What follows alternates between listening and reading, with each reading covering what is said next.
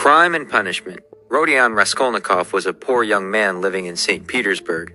He had been a university student, but he left his studies because he had no money. He lived alone in a small room and avoided people. Raskolnikov was very intelligent, but also proud and lonely. He believed in a strange idea. He thought that some people were extraordinary and could break the law if it helped society. In his mind, great men like Napoleon were allowed to kill for a higher purpose.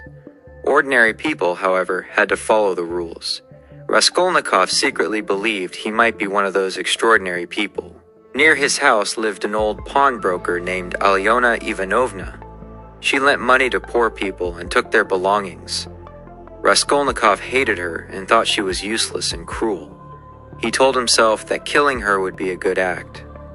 With her money, he could help others and do something important with his life.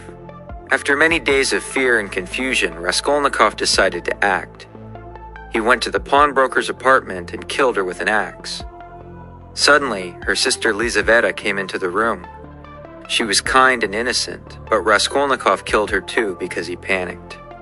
He escaped, but the crime was messy and terrifying. After the murder, Raskolnikov did not feel powerful or free. Instead, he became sick and afraid. He hid the stolen items and did not use them.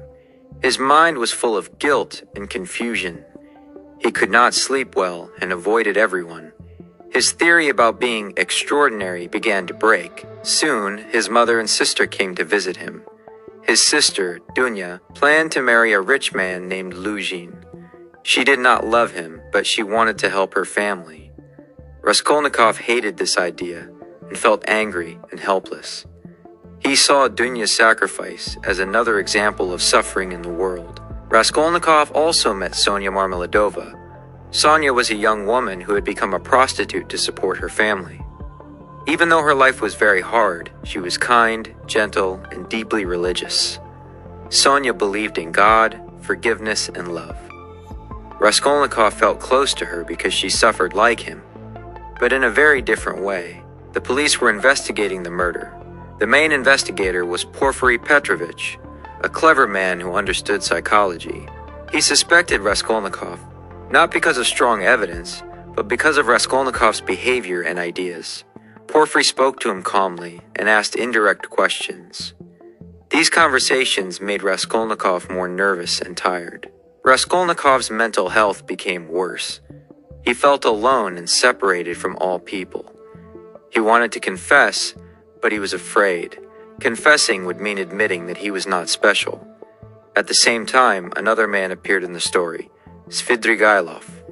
He was immoral and selfish and had no shame.